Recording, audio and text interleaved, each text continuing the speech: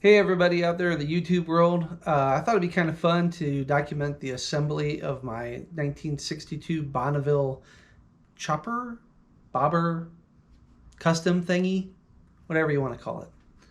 If you've been following some of my other videos, there were videos where I documented me grafting a early 50s rigid rear section, a factory rigid rear section, onto the front loop of a duplex, which is like 60 to 62 frames. And the whole thing has just been customized since. This is actually the fourth time I've built this bike, and this is definitely the most severe version. I just was never happy with having a lugged frame on the front and a welded, fabricated aftermarket frame on the back. I just didn't like it, and I thought it was too long. Like even 2-inch stretch for me is a little bit too long. I know a lot of you guys go out 4 or 5-inch stretch. That's just more than I like. I like them pretty close to factory length. So I decided to just go for it and try something different, and this is what I came up with. So this series of videos is basically just going to be assembly and a little bit of machine work because it's almost ready. The gas tank and fenders are out at J. Medeiros at DGB Paint, aka Vintage Triumph Supply. He actually had his paint booth burned down a few months ago, so I'm not sure when I'll get those, but I'm completely patient. Anyway, let's kind of do a brief overview of what's going on with this build. I got my frame powder coated gloss black, and I got all my parts and pieces back from Chrome. Really excited to put all this stuff on.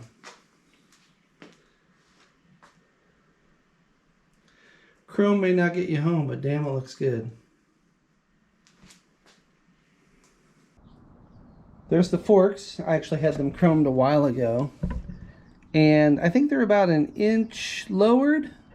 I need to decide if I want to keep that, which will give the bike just a little bit of rake, or if I want to try to level the bike out and lower these a little bit more. I actually haven't really decided yet. I'm just going to put these on as is and feel it out. If I want to lower the bike a little bit, it's not that big of a deal by adding a spacer in there. So I'll take care of that after I get the whole bike assembled.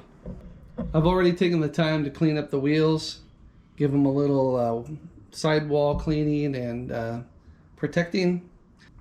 This is off a standard unit, 60s unit bike. And this is a 50s frying pan hub that I've modified to work on unit forks. I've already been running that thing for a few years, so I know it works great. This is actually kind of one area I cheaped out on a little bit. This is practically a new wheel, but I had chromed the hub myself using that Caswell kit, and it looks kind of yellow. I'm not super happy with it. If I had my choice to do it all again, I'd probably disassemble these and send both hubs out to get chromed, and probably new spokes on this one because these are some sort of like carbon, I don't even know, gunmetal or something. It doesn't really match the whole aesthetic of the bike, but they're two good wheels, and it didn't make sense for me to take the time and money to take them apart, so I'm just going to use them. Okay, now it's time to get the axle on. So like I said, this is kind of a custom application here. This brake plate has been modified to go inside a rigid rear section. Also, the center hole is enlarged. Now, I didn't do that. I picked this up really cheap. And my buddy Doug actually made this inside spacer for me as a custom piece here. It actually rides inside that cutout, even just enough surface distance to not break the top surface there. So we'll put that in. So first we're going to start, again, this is a custom application. This is not a stock setup. We've got a rear axle. I've already got it kind of adjusted where it's going to be. The axle has also been modified to fit inside the rigid rear section. There's little notches cut out on the ends. Okay, so we'll get our brake plate on. Now the orientation for me for this and the notch needs to be parallel. So we'll tighten it that way when it comes time here. Okay. On the other side, I've got a nice little custom piece from Troy Fab. This is a Speedo Delete cover. It's really nice. I definitely would support this. 40 bucks. This thing's awesome. A washer. And finally, we'll tighten it up with this nut.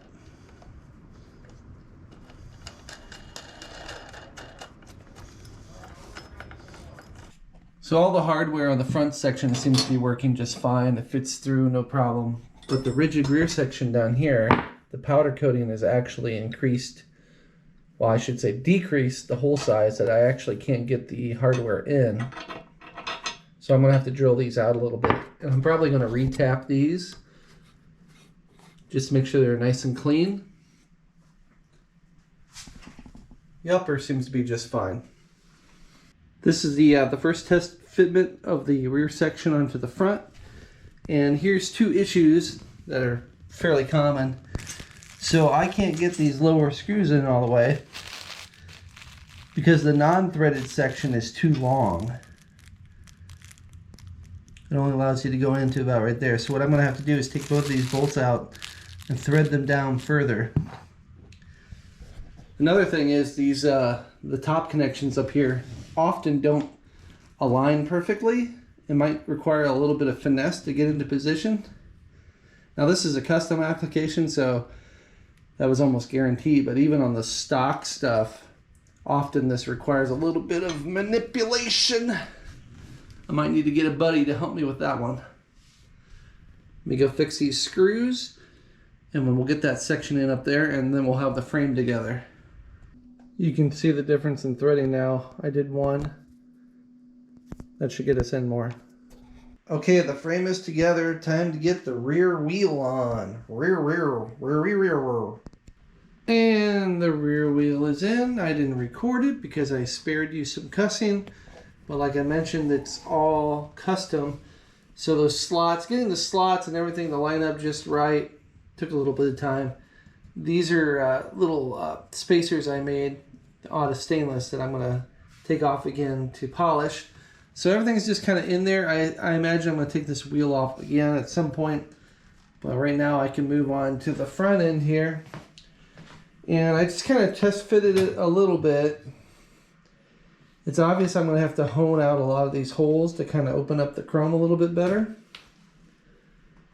So I'm going to do that, and I'm going to pack the tapered bearings with grease and try to get this front end on. I managed to clean up all the threads and everything. Actually, the only real bad parts of this was the locating pin on the back here. And then this section of the stem nut and the stem.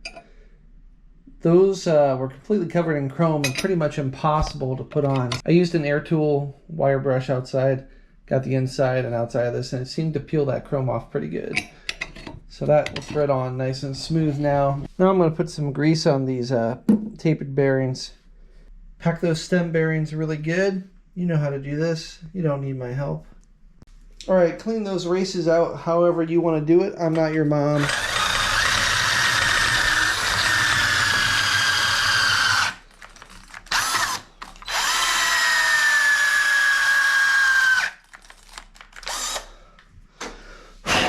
Here is where some fun stuff happens. Let's see. So I've got my tapered bearing on the bottom, located in. Slide her on up, hold her with your thumb. Plop in the tapered bearing for the top here. Now, first up is the dust cover. But I think I needed to space these just a hair for the MCM covers, so I'm going to put in the spacer. Now we've got our top clamp. Just kind of lay it on there. Should be okay. Alright, let's get a few threads going on this. Okay, the next thing you need to do is get yourself a sacrificial screwdriver. And you want to tap this in. That's going to allow you to turn this much more easy. And we're just about done. I think it's a little tight.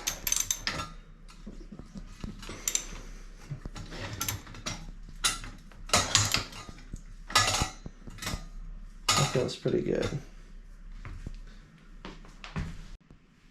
All right, the top yoke and the bottom yoke are roughed in, not fully tightened. Everything's just kind of set up and ready. I've got my fork tubes over here draining because that's how we do it here in Phoenix when it's 100+ degrees outside. Okay, I've talked to a few people about these MCM fork covers, and they seem to have a hard time putting their forks on when they use them. So I'm going to show you how to do a really simple, easy way to do it by using a ratchet strap and making this little tool. All this tool is an old fork nut that's been ground down so that it can fit inside the top yoke.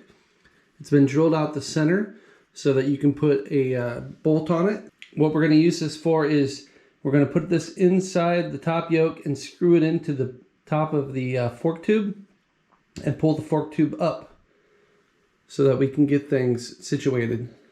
All right, we're going to start by getting the strap ready here. Find a good place to hook it on up there. Grab your fork tube, slide it up inside,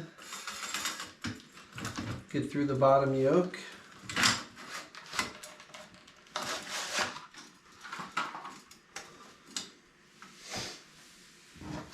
Okay, we get our ratchet strap started like this. We hook it up here and we wrap it around the bottom of the fork lower. Maybe throw some cardboard in here just to kind of protect everything. Okay, so then we start kind of cranking it up. Make sure it's locking in. Okay.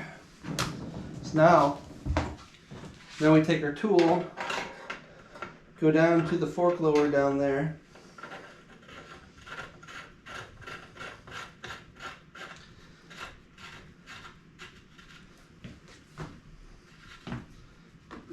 And we pull it up. Get it to mate.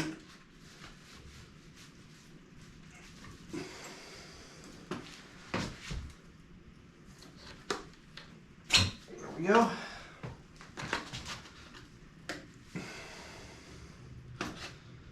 Unscrew that.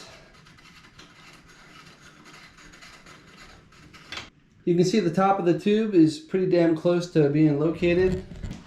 Grab your top nut, make sure it has that spacer on it, and just thread it in so it can't go anywhere. We'll finish tightening it after we get the other one on and the wheel on. Okay. So now just loosen up.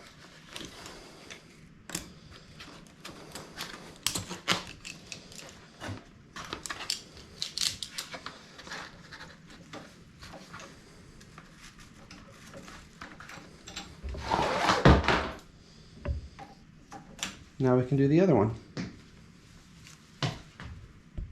And there we go. Forks are now in with the covers on. Not that hard when you use a couple tools. There we go. Make sure your motorcycle is stable. I think it might be time to remove a block of wood. I actually have my side stand on right now, so it could just rest right there.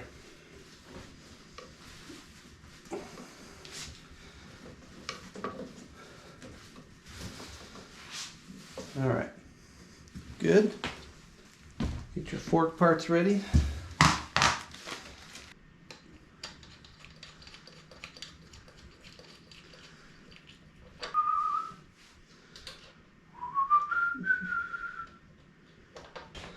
All right, we got a roller. I'm going to go ahead and tighten up that front end. Tighten up the lower yoke pinch bolts. Tighten up the top yoke pinch bolts. Make sure there's no wobble. And then tighten up the fork caps. The front brake lever and the front brake stay are now on. I made myself a little sketch before I sent things out to Chrome so I knew how they would go together. And I changed it up just a little bit more. Basically, this is a Preunit, like a 50s brake plate, and it's mounted to later 60s unit forks here. So there's a little connector piece made right there. Come in from the other side. All right. There's a little connector piece I made to hold everything in place. I even notched out the brake plate right there so it can tuck up nice. I'm just using a cheapo adjuster here. I need to find something a little bit nicer than this, but it works. Lever's ready. Once again, it was a lot of chasing threads and getting things cleaned out to get them nice. Nothing too exciting. Next up is the perch for the seat. I've already got that one in place. So this is all custom again. I had seen this in an old Show and Go magazine. I don't know if it's going to hold my weight, but we'll find out. Anyway, I made this whole thing. And I think this might be a valve piece, but it was in my collection of spacers and things. So it all goes together like this. I have these little aluminum spacer washers. And at the top is this little perch. The perch. All right, just like that one. Goes in here like this. Put the perch on top. And then secure it on the bottom with a nut and another one of those aluminum washers. Okay, next up is the seat hinge. This is actually a Fab Kevin seat hinge. And this is a little piece I made to go in the center to make the stock seat mount work. Okay, the way this thing works is I've got 2 copper washers on the inside, and you drop them on the floor just like that. All right, the seat hinge is on. It goes for screw, the bronze insert, the hinge, 2 copper washers, the seat mount, the little stainless steel spacer I made in the center, and then repeat. So I just need to tighten that up a little bit. And a whole bunch of time later and lots and lots of chasing threads. I've got a whole bunch more little assemblies on. I've got my brake plate pretty much fully together. Brake lever, the foot pegs tested out. Everything's just kind of loosely in. There's my head steadies. Just some temporary bars. Everything on this side. This is actually an earlier kick lever. I think they only used it for a couple of years. And this is just a mock-up motor. This is actually my 59 Bonneville. So everything is pretty much together as far as I can take it. I have 3 big things ahead of me. I need my paintwork back. I need to work on my motor. And really, I guess wiring. Let's count wiring because that's a whole other process. So the chassis is officially together. Okay, so what's next? Well, like I mentioned, the big one is the motor. Now, I've had this motor built twice now. First time professionally and the second time by me. This is actually the first Preunit motor I ever rebuilt. And, it was blowing a little bit of smoke. So I knew I needed to take the top end off. But I'm at the point where I'm kind of debating, do I want to pull the whole thing apart and go through it all again? Not really. So I think what I'm going to do is just hone the cylinders really good. They're still within spec for 60 over. Get some new rings, some new gaskets, and a Morgo oil pump, which I stole to put on my sled. I've got a nice freshly rebuilt KTF. Is it a KTF or a KTFC? I can't remember. KTFC.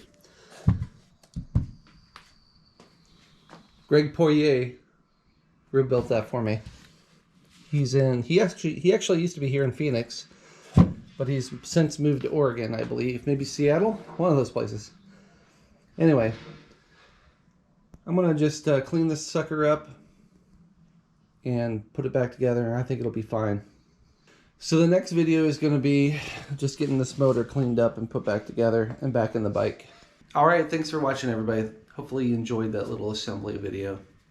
Now it's time to get to that motor. See you next time.